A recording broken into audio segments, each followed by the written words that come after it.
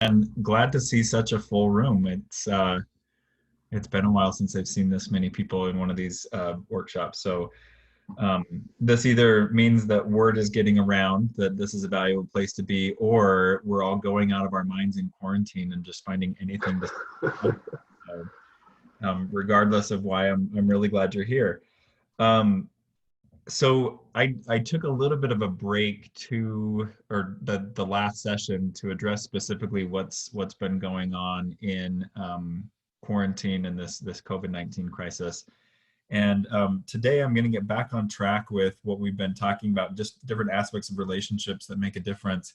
However, I selected one today that I think is absolutely crucial right now with the way that society is working and the way that our relationships are structured. So we're going to talk about the role of fun and play in our relationships and for us individually. Um, the first thing that I think is important to understand is that fun and play are the waking equivalent to dreaming when you sleep. Um, and there's a lot of theories as to why we dream and a lot of meaning that people put into dreaming. One of the things that we can measure is that dreaming helps to consolidate learning and to help the brain focus on connections that are important and prune the connections that are not important. So when I look at that as fun and play as the waking equivalent to that in our relationships, I think what fun helps us to do and play helps us to do is to focus on what's important and rejuvenating for us and going forward. It also helps us to work out aspects of relationships that are hard to get to in any other way, that simply sitting down and talking about or sitting down and trying to figure out overtly, we may have a hard time getting to it because it doesn't come to the surface unless we're engaged in fun and play. For us individually and in relationships, I think one of the biggest reasons why fun and play doesn't happen is because we simply make ourselves over busy. My spouse and I were talking the other night about um, how much we're looking forward to life going back to normal, and also some parts of that we fear. And one of the things that we talked about is there's so much that we're not doing right now that we didn't realize it was this easy to say no to. We didn't realize that a lot of what we'd been spending our time on wasn't as necessary as we thought for keeping our life going. And one of the things that we've noticed that there's more time for and even more interest in is just having downtime together, engaging in a way that makes us laugh, that makes us play. Our tradition the last few mornings, my 7-year-old is driving this, as we get up fairly early at my house and we've been playing a board game before breakfast. That's seventh heaven for him. He always wants that. But as a family, we had many other things going on at 7 o'clock in the morning to not sit down and play together. And it's been a really nice change in pace to start out the day that way. So if fun and play is something that you're struggling with individually or in your relationship, the first step is to schedule it. Make sure that it happens. You have to treat it as you would a doctor's appointment, and I believe that it's that crucial. I think there's a really fine line during these COVID-19 days between being focused and regimented and having a routine that keeps you sane, and being so focused and regimented that your routine actually keeps you out of what you're feeling and what you need to process. So open time to play and explore is crucial. That being said, with couples particularly, or in any kind of relationship particularly, play doesn't happen easily if there's serious issues to be resolved. So it's really hard to play with somebody that you don't feel safe with. Play is an act of trust and an act of surrender. So if this is an area where your relationship is suffering, the first question to ask is, do we have some unresolved resentments, unresolved anger, unresolved issues that we need to work through before play feels safe? One of the under the surface issues that I see coming to the surface with play between my spouse and I is on any given day, we don't tend to be real aggressive with each other or real insistent on one person's needs or perspective, but you get us playing a game together and we will litigate the rules to death. It's this part of us that we kind of keep away until fun or play, and it's something that quite oftentimes after we play a game together, or after we have some creative time together, quite often we have to process what came up in that kind of aggression, assertion, I'm going to make some waves here place. And so if you have issues in your relationship that make it so play can't happen because things like aggression and resentment tend to come out in play, the truth tends to come out in play, it's important to have mechanisms in place where you can talk about that. That's where qualified couples therapy, I think, is really, really helpful to learn how to talk about those issues. Incidentally, when my spouse and I were dating, we were probably about 2 months in, and it was the first and only time we ever seriously considered breakup, and it was a dispute over rules of a game that we were playing. And this was a legitimately big deal for us, and we didn't play games together for probably 6 months after that because it scared us so badly. That was actually one of the things that, through various rounds of couples therapy, we've addressed those emotions, not to the point that they're not there, but we know how to talk about them when they come up, and play is a lot easier when you can talk about what comes up in it. Play is a key part of balance in any life and any relationship. I would consider it as important as diet, nutrition, emotional health, and exercise. To be balanced, I think we need to have a side of us that can kind of simultaneously get lost and be present with our present moment, which I think is what play is all about. It's an altered state of consciousness where we are connected to the moment, and we're also very deliberately creating something that's not inherent in the moment. A good question to ask yourself if you want to work on fun and play is, when is the last time you remember having fun and play being a recognizable part of your life? For some of this takes you way back to childhood, and for some it's very early on in childhood that might have been the last time that you connected with play.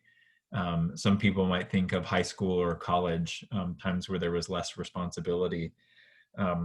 I think it's good advice that if you want to work on fun and play, go back to the last thing you remember really being engaged with, and give yourself a reintroduction to that. Let yourself experiment with that again, pick up where you left off, so to speak, and see where that takes you. For me, this was some advice I followed early on in my recovery, in my early adulthood. And the last thing I remember really being engrossed with was Legos. And so at age 16, I had a massive collection of Lego, and I had given it away to a charity because I had figured 16-year-olds don't play with Legos anymore, and I was not going to miss them. Well, as soon as I had kids, I was missing my Lego set because I remembered how much fun I had with that. So I took that advice, and my oldest was a little too young to really get into it, but I went and bought a couple of sets and I started building again, just because it was the last thing that I remember. And it really was a door open into creativity and kind of getting lost in a moment that I hadn't experienced for a while. And it was interesting to see that after that, bit by bit, things came back. I started hiking and camping and adventuring again, which is how I played as a teenager. I got a bike. I hadn't owned a bike or ridden a bike seriously for probably 15 years, since I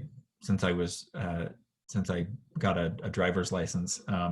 And I got a bike and really started riding it and started connecting with the sense of freedom and adventure that came with being able to go where your feet and your car couldn't take you. And that was a really important part of play. So think back to the last time you remember really being connected with fun and play, and make a commitment to pick up there. That's a question that I think fits in relationships too, where there may not be big issues that get in the way of fun and play. We just don't know how to do it. Think back to when you were courting, when you were dating, when you first met each other. What did you do to laugh together? What did you do to relax together? In the workplace, when maybe you first started and promotion wasn't your goal, or office politics weren't a thing. How did you connect and relax and play with your coworkers? Getting creative and brainstorming, I think, is a really essential part of this too. Human beings tend to habituate or get used to what it is we're doing easily. And so things like fun and play, doing the same thing over and over again, it tends to get stale. Our brains seek novelty. So this is where gathering ideas, talking to other people about how they play, they recreate, they let loose. The internet has no shortage of ideas for play as adults and play in couples. So make a list of things that you're willing to try. If you're working on this with a partner, both of you make a list of things that you're willing to try and pick something off the list, set an intention to make it happen, and then push yourself to get into that space. It may take a while, or there may be internal barriers that you come across as you make play a priority, that you realize you have to work on. For me, it's been this way for a long time, and it still is something that I have to work on. I immediately start thinking of all the things I'm not doing when I sit down to play. And I really have to work on turning my mind back to the present moment and letting myself engage with what's in front of me. Again, thinking about it as important as food, exercise, sleep, and those other things that help create balance in life.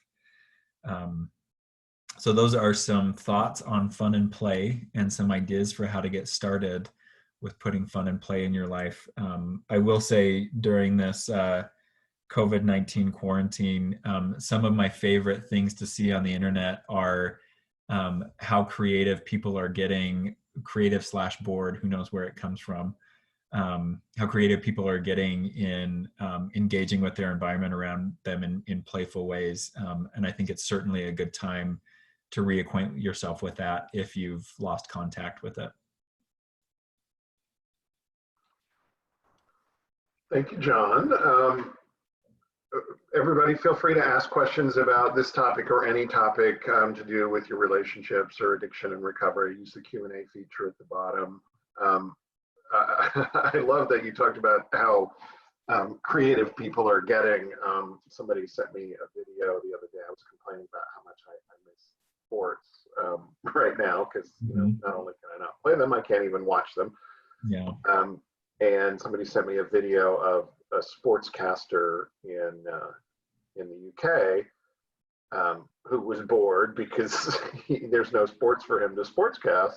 And he had a couple of dogs and they were fighting over a bone. So he did like a 2-minute commentary of his dogs fighting over the bone.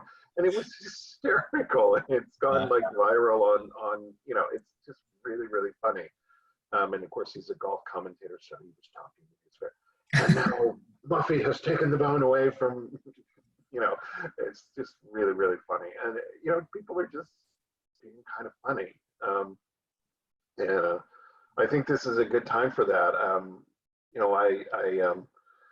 When I first entered recovery, I remember that I had no idea how to play because my life had become all about work and and keeping it together, and my addiction. That was it. And I just didn't know how to interact with other people. I didn't know how to have fun. I forgot that it was possible to have fun. It just was completely off the radar.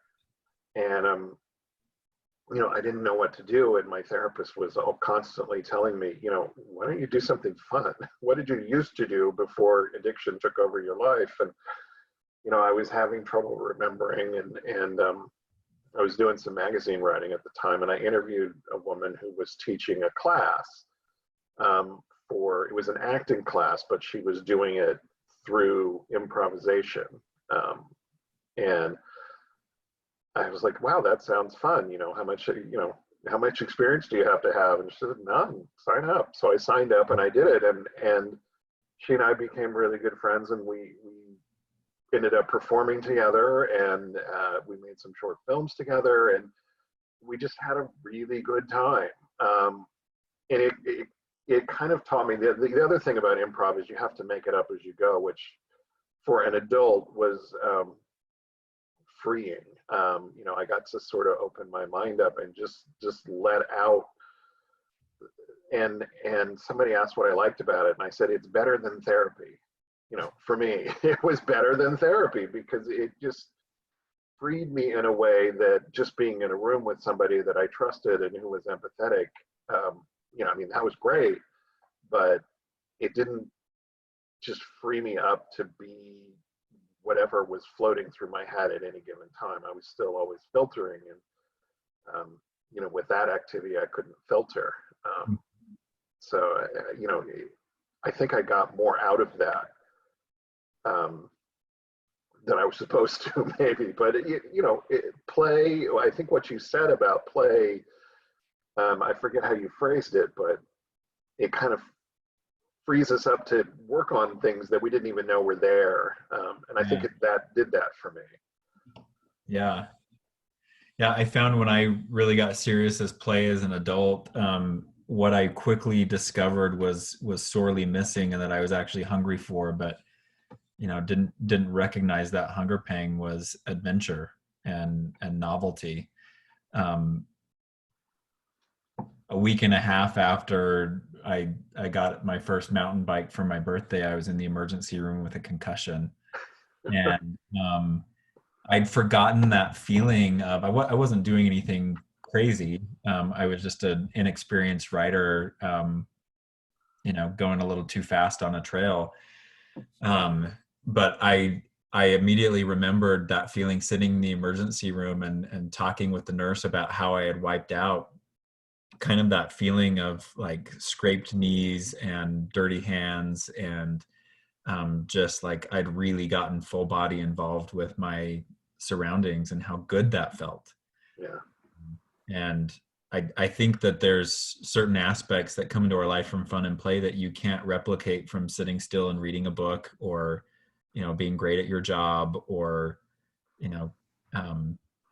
eating fine food and great drink. I think it really puts you in this kind of creative space where what you're doing becomes the canvas for what's happening inside of you.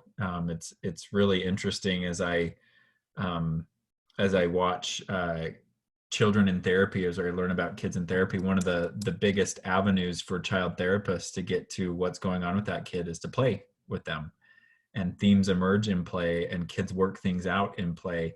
And I don't think we grow out of that just because we get more of an ability to talk about what's going on. I think we need play probably even more, because we can tend to rely maybe too much on our verbal skills or our ability to think things through, and we don't give ourselves enough opportunities to really drop into our bodies and have an experience there. No, let me ask you. Let's forget about shelter in place for a minute. Let's say we've got a couple that's in crisis. She just found out about his cheating, or vice versa, and is play still appropriate then? I mean, what can they do to? It really depends on the couple. I think there are some couples that are really good and have always been really good at kind of like, let's set aside what's going on and, get out what we need to get out in play. And there's other couples that when they get to that point of crisis, there's already so many like calcified layers of dysfunction and disconnect in the relationship that the play either feels completely unnatural, or it's a bypass. It's a way to get around, like, when you were a kid and you were grumpy with someone or upset and they start tickling you, see, you're not upset with me. Like it's this inappropriate changing of the channel. So I think for couples early in recovery and in crisis mode, play is really something that needs to be negotiated. We really need to talk about what we need. And it may be we do some parallel play for a while. A lot of the folks in recovery that I work with, the addicts in active recovery, I encourage them, just like your therapist did, Scott, to get out and play. And a lot of the times their attempts to invite their partner along is met with, I don't want to spend time with you. I'm angry with you now.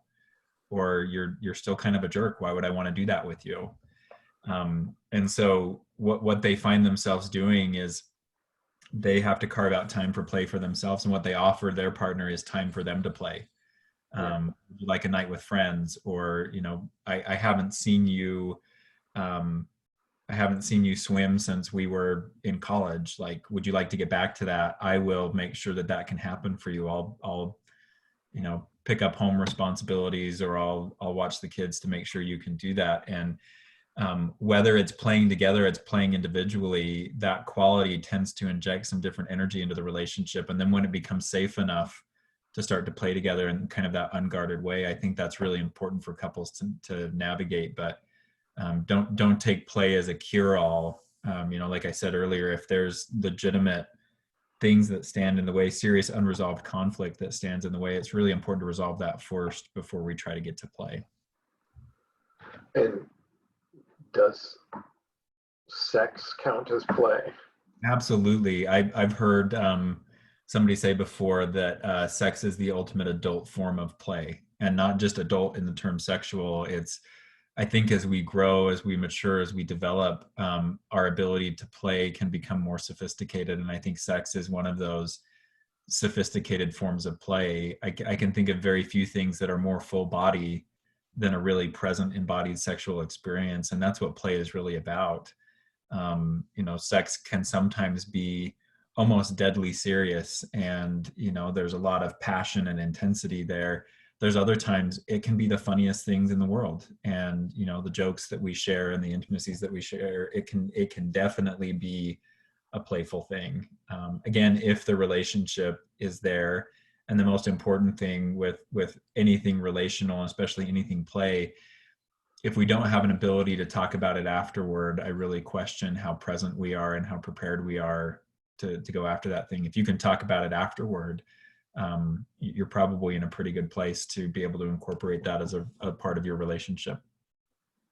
So I love that you said, if you're ready for it, if you can be present, because I think in early recovery, a lot of couples, and by the way, feel free to ask questions, everybody. I can ask questions for an hour really easily, but this is for you, not me. But I'll keep us going until you guys decide you gotta ask something. A lot of couples use in early recovery or in the early stages of relationship healing, I think they use the intensity of sex as sort of relationship glue. It's almost like tickling the 5-year-old to convince him that everything's okay, which really doesn't work. But Yeah. I remember as a kid getting tickled and being mad. It's like, no, you're not listening to me. But so do you see that, and what are the impacts of that, and what can be done about it? Yeah, when that goes unchecked in a couple early in recovery, sex becomes a dreaded, hurtful part of the relationship, even more than it probably was already.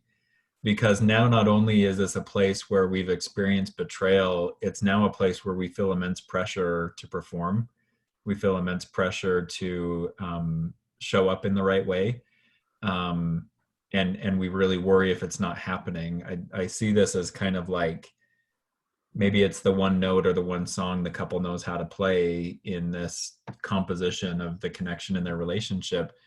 And so one of the aspects that the couples that I work with, when they elect to do a sex fast, going a period of time, taking sex off the table for the purpose of developing other parts of their relationship and de-escalating some of the intensity around sex, one of the first things they notice is we really thought that we were connected in a lot of ways, and we're discovering that sex was kind of our go-to. I was just working with a couple this morning, and they're 3 weeks into a sex fast, and as part of that, they've agreed to even just basic touch, like a hand on the shoulder, hand holding. They've agreed to talk about that before they do it, and it's really freed up one party to say, I really don't feel like I'm there right now, I can't do that.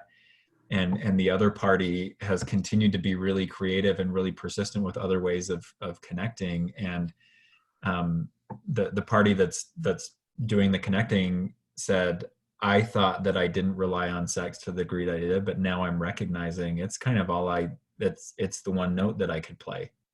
Yeah.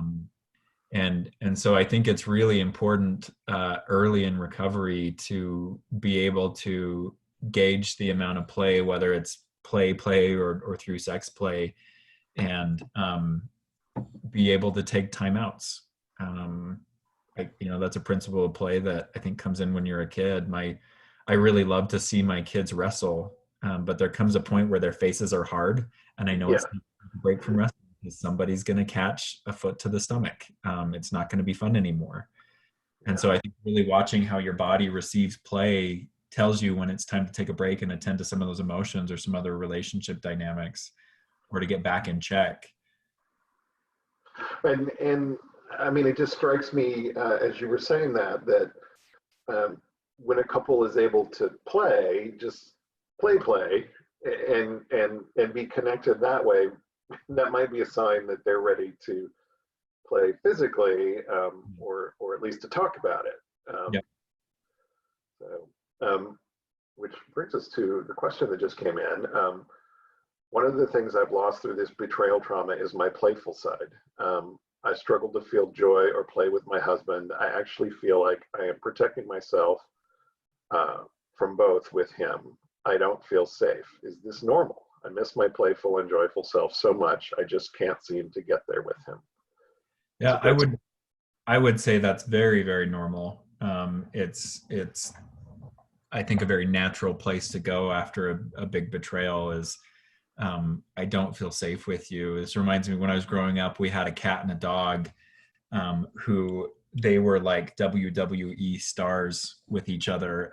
Their wrestling was very dramatic, and there's times, they'd skirmish and they'd pause, and the cat's mouth would be in the dog's, or the cat's head would be in the dog's mouth, and then they'd skirmish again, and the cat would be up on the dog's face with paws on either side. But there was no harm being inflicted back and forth. There was a huge level of trust they had to have with each other in order to play in that way. And I think human play is no different. We have to have a huge level of trust. I think the thing to look at here is your sense of joy and play wiped out across the board? And if so, does that feel like where you need to be? Can you not be joyful or play with anyone or even by yourself? If that's the case, that might be a place to focus some work, is getting that ability back. I've heard many couples say, it's not that when it comes to sex, it's not that I don't want to have sex. I don't want to have sex with you. I don't feel safe with you. Or it's not that I don't want to play. It's I don't want to play with you. And one of the things about, play that works, especially when it's like body to body and heart to heart, we have to have confidence that our partner really sees us and our partner can pick up on some of those cues. There has to be a high level of attunement. And if your partner is not there yet in recovery, it makes a lot of sense that play wouldn't be an option. And you might be looking for some of those things like empathy, recognition of emotion, personal responsibility. So yeah, I think it's really normal. And with a spouse where there's been betrayal, I wouldn't push this issue until it's time to push the issue. If we're still early in recovery and trying to get basic things like trust in place, it's not time to push the issue. It's time to really focus on that individual play and joy and reclaiming that. I think that's where the sweet spot is for any individual in recovery, whether you're an addict or you're the spouse of an addict. Your ability to pursue what you need to in order to be healthy, regardless of where your spouse is in that, I think is a marker of some mental and emotional health. That ability to separate enough from a relationship to pursue the basics of what you need is a really important skill in recovery.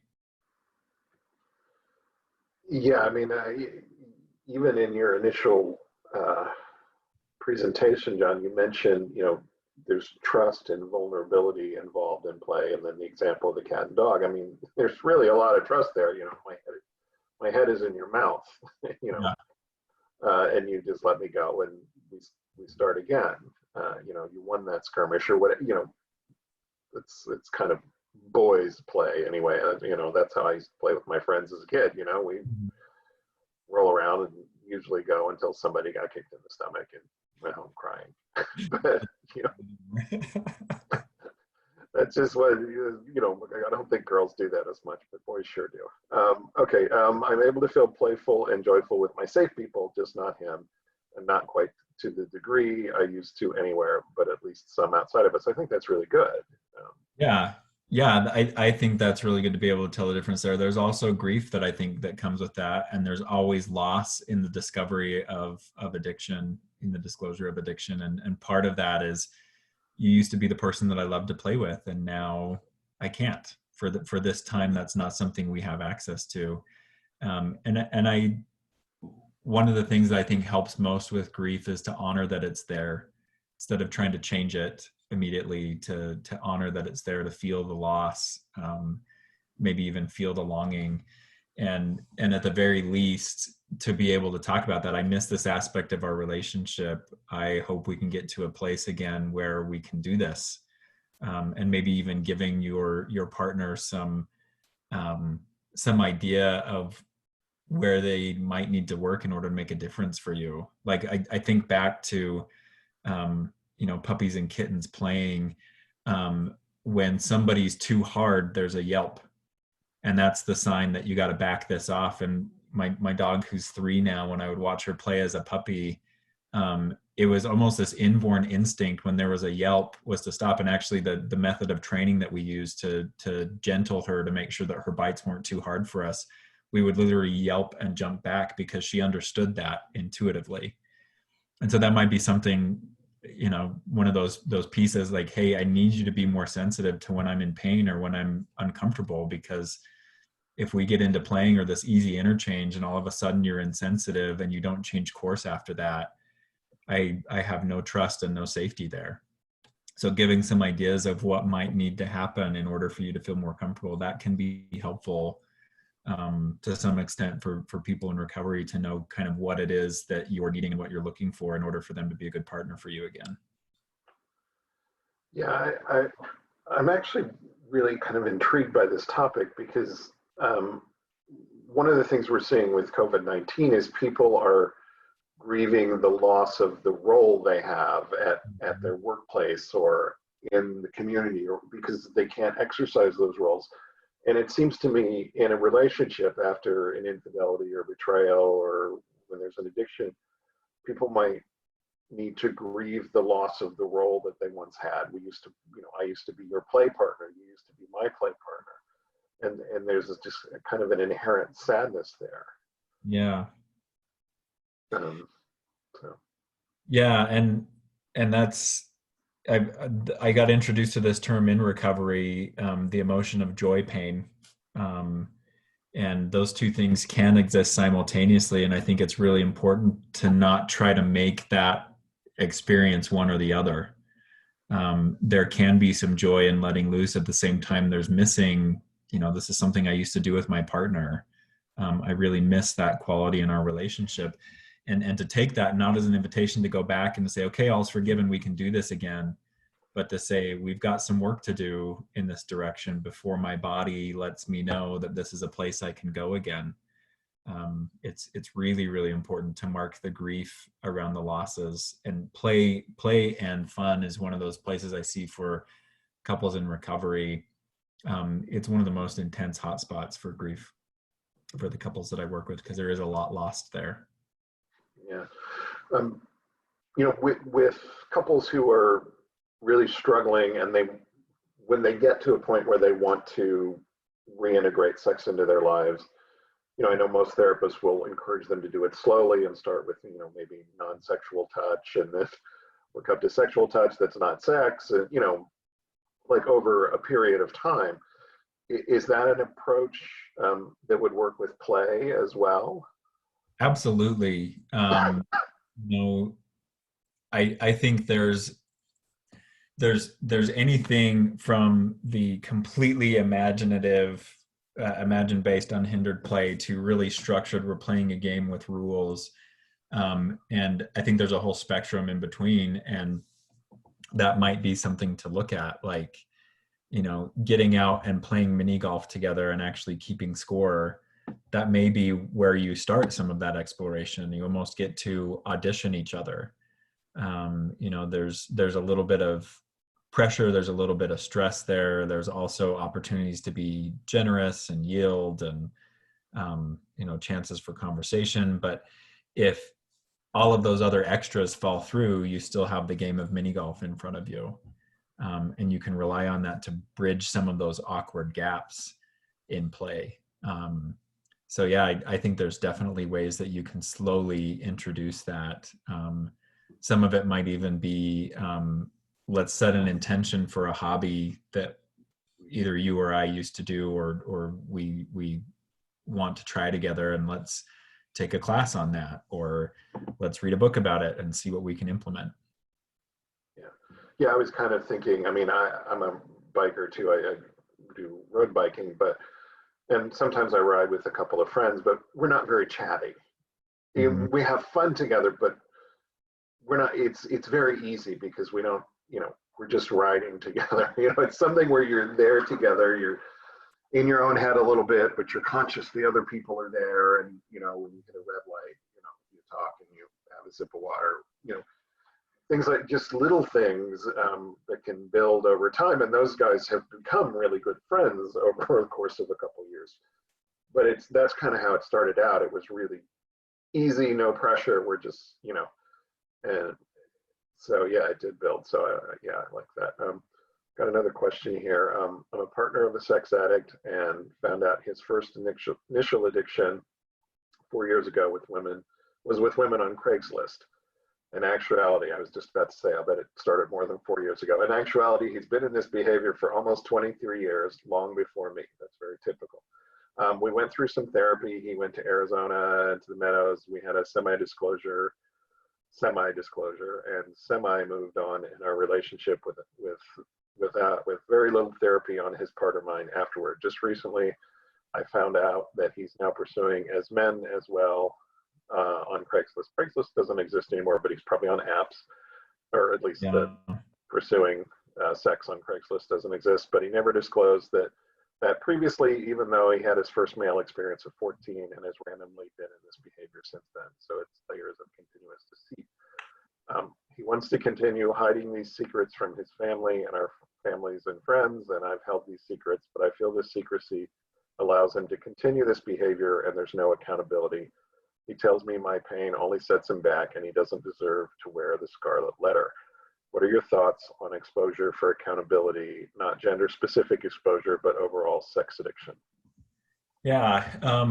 So for me, it comes down to the principle of accountability, and accountability is always something that's given. It can never be demanded or extorted, because the nature of accountability is like, let's say that you own your own business or you're an accountant. What accountability is we put on paper the incomings and the outgoings of what's happening in the business.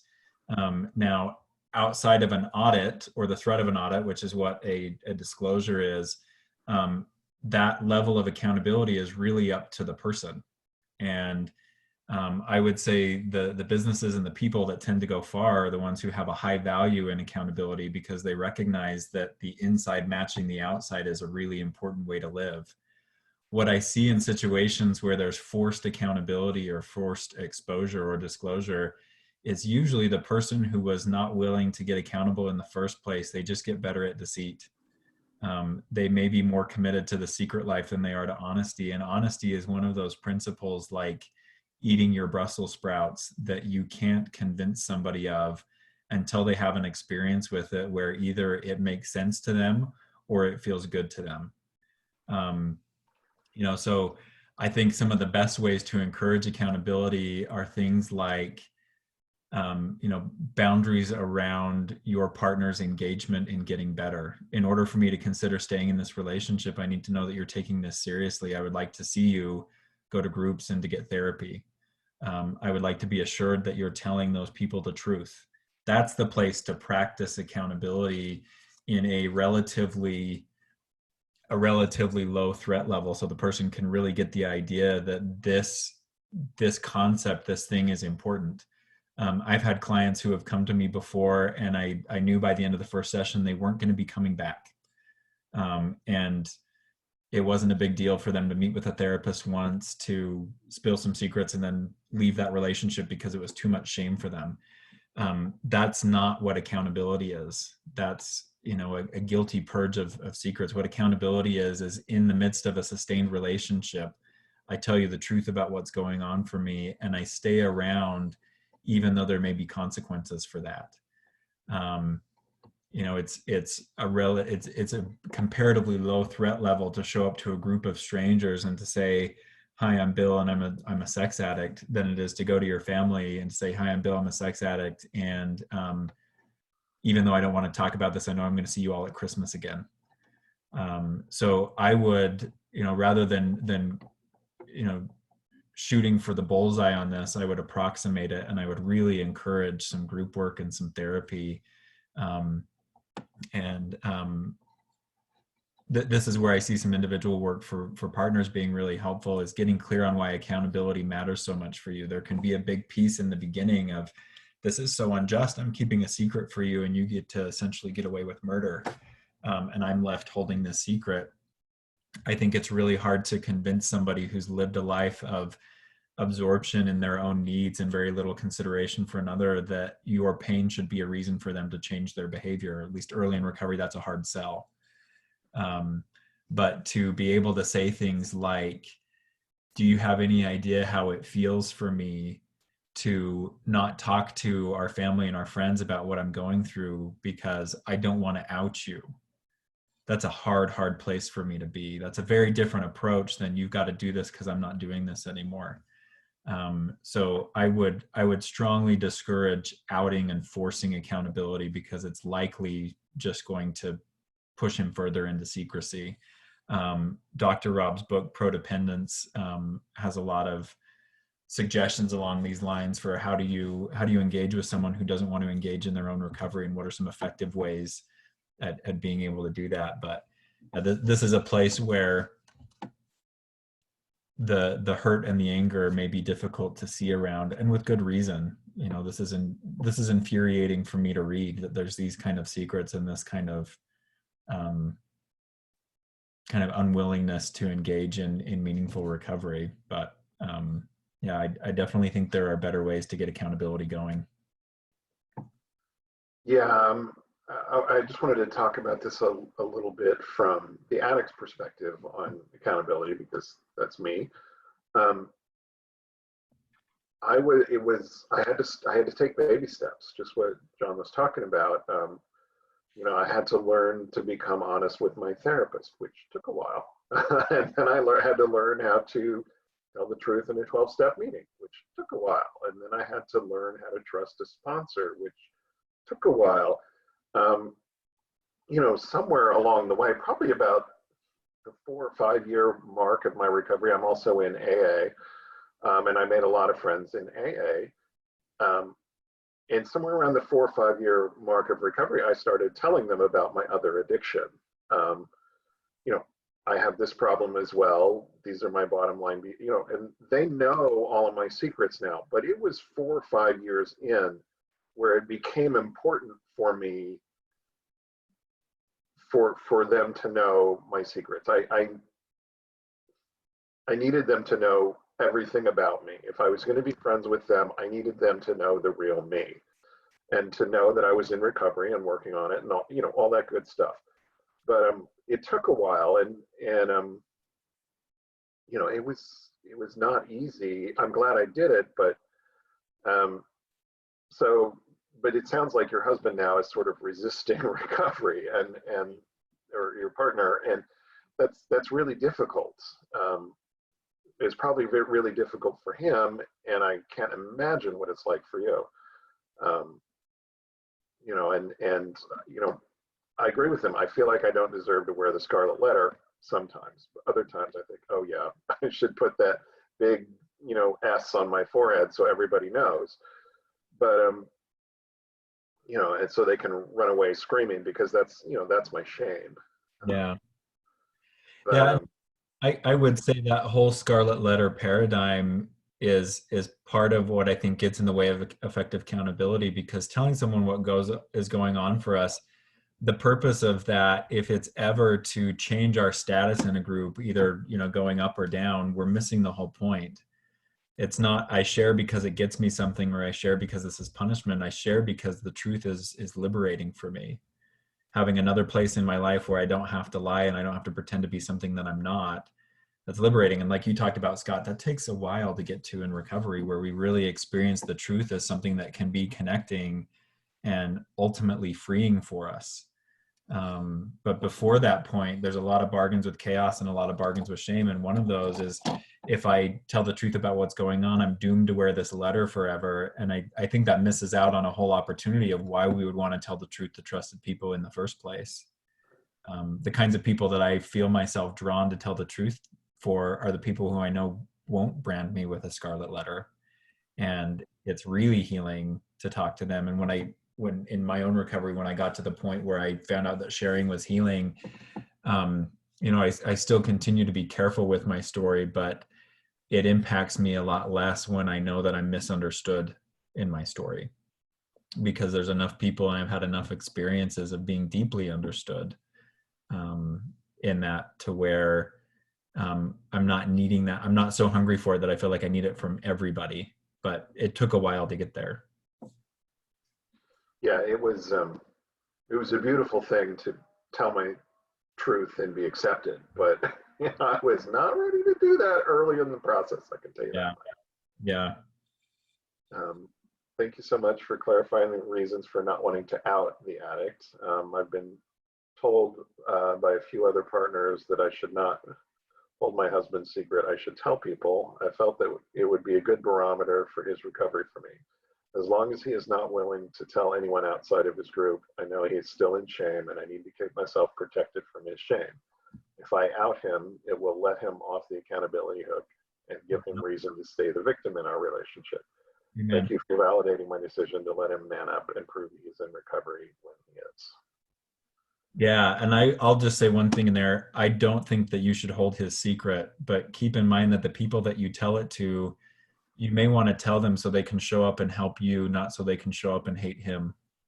How helpful is it for you to have a group of people that think he's the scum of the earth and, want to talk about what he's doing or not doing, versus how helpful it is for you to have people who understand the context of what's going on in your life and can give you really specific support around the decisions that he makes or doesn't make that impact you. So I do think it's important not to tell the secret, but broadcasting it widely often, I think, puts us in a position where we're no better off and sometimes worse off than we were before, because we may tell that story to people who haven't earned the right to hear it, or who really can't help us with what we need in telling that story. Yeah, and I'm glad that you have some other partners that you're talking to and getting support from. You can take their advice or not, as works for you, because everybody's recovery is different. It says here she's told her closest friend. It was his family and friends that I was referring to. Let him man up and tell, and I think that's fairly common. Yeah. One of the things that I think happens when a betrayed partner tells family and friends is they immediately take the betrayed partner's side and say, why are you still in this relationship? You can do better, blah, blah, blah, you've been blah, blah, blah. And that's shaming to the betrayed partner who wants to stay in the relationship, because there's a lot of good in the relationship. There's a history, there's a connection, and it's worth saving, or at least worth trying to save. And then to have all of the people that you are closest to telling you, no, it's shaming to the betrayed partner. I think few people understand the complexity of the feelings of being in a relationship with an addicted person, like a person who's in a relationship with an addicted person. It may feel very clear to someone on the outside, oh, you always leave under those circumstances. It's not that easy, and it's not that clear. So I totally agree, Scott, in telling friends and family, be very judicious with that, because I was just talking to someone yesterday who his family's first response to hearing that he had cheated on her was, you need to leave him. And she said, I don't feel that way. I think he's still the good person that I married. He's just lost right now. And his family, this was part of his trauma story. His family was too black and white to see that. And it's a very strained relationship between her and them now, because they can't fathom why she's still with him, and she feels immense amounts of shame for not having left, even though that doesn't feel like the right thing to her. And most relationships are worth saving. I mean, if Yeah. you got married, there's a reason you got married, Yeah. that kind of thing. And we tend to throw out the baby with the bathwater sometimes, I think, to use an overused phrase. Jon, can you talk a little bit, and I don't want to harp on this, but I do want to make it clear, this individual is also acting out with men. What does that mean? What does it not mean? What could it mean? What might it mean? What doesn't it mean? There's a lot to that and a lot of possibilities. There's a lot of things that it could mean and a lot of things that it couldn't mean. There's a lot of reasons why men act out with men. Some of it may be trauma related. Some of it may be orientation related. Some of it may be fetish related. And all of those are very, very different psychologically. So that's where I think qualified care and qualified assessment is really, really important. I've gained a reputation in the area that I work in, and I work with a lot of men who identify as heterosexual but act out primarily with men. And a lot of the times, what I find we're dealing with is not actually a sex or pornography addiction. It's more of a conflict around orientation. Now, that's not to say that's the case for everybody, but what I found with these men where it's orientation conflict, when we stop focusing on it through the lens of addiction and we start focusing it on through the lens of orientation, the compulsivity almost completely dries up. It almost completely stops because we're actually addressing the hurt where it is. Whereas with that person, to continue to focus on stopping behavior is tantamount to saying, don't be who you are. They're trying to learn to express who they are, and they're doing it in a really destructive way. So there's a lot of different reasons why men might act out with men, and it's really important not to just jump on the explanation that we like, or the explanation that sounds easiest. These are really complex circumstances that I think warrant a lot of curiosity and often a lot of time to figure out exactly what's going on. But that's where I think qualified help is essential. When a compulsive person shows up to a 12-step meeting, it's very likely that the people in that meeting aren't going to say, no, this isn't addiction, this is something else, because it looks like a duck and it sounds like a duck and it smells like a duck, but it's really not a duck. So I hope that was one of the things that kind of made my heart drop in your first post is he didn't get a lot of follow-up care. And I think that's important for continued understanding about what's going on. Yeah, and just to be clear, Jon works in an area where there's a conservative religion, and there's going to be a lot of men, if they're struggling with their sexual orientation, they're going to be struggling with it much more so, I think, than in LA or New York or something. Correct. Yeah. Therapists there are going to get a much different clientele.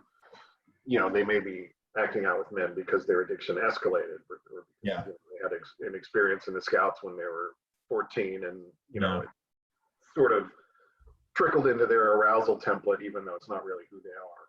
Yeah. So there's a lot of that. It could be 100 different things. So yeah, I just want to make sure and I think that the point Jon made is, let's not label it until we take a deeper look. Yeah.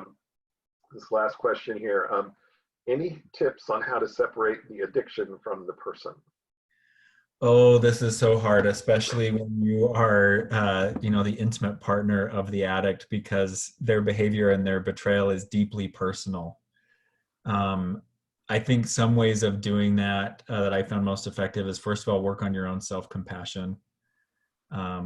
If you can start to see your own story as a sum total of the things that have happened to you, the choices that you've made, and maybe acting in your best effort, not knowing what you didn't know, the more self-compassion you have, I think the more real compassion you're able to give to people, not just letting people off the hook. Oh, well, I've heard that addicts are always hurting, so you must be hurting, so I'm letting you off the hook. Because I think with me, like I've really had to develop a large degree of self-compassion for myself. And what I found that came along with that was also a higher degree of accountability. And that can happen in a relationship too. I can understand you're hurting. I can understand you don't know better yet, but I also believe that you can learn to do better. And that's what I want for you, is not to just keep hurting, but I want you to learn how to do better. I think looking for ways to and learning ways to support rather than change a person can help a lot in separating addiction from the person.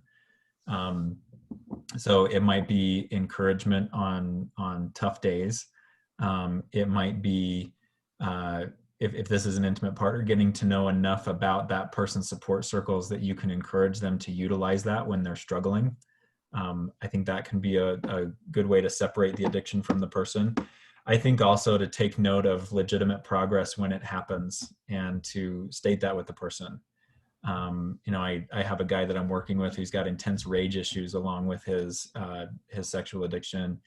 And he got to the point a few weeks ago where he and his spouse were considering him leaving the home for a while because it was not an emotionally safe place for his children to be. And, they talked and talked, and then this whole COVID thing hit, and they were like, I don't know if now's the time for dad to leave the home, but you've really got to change this.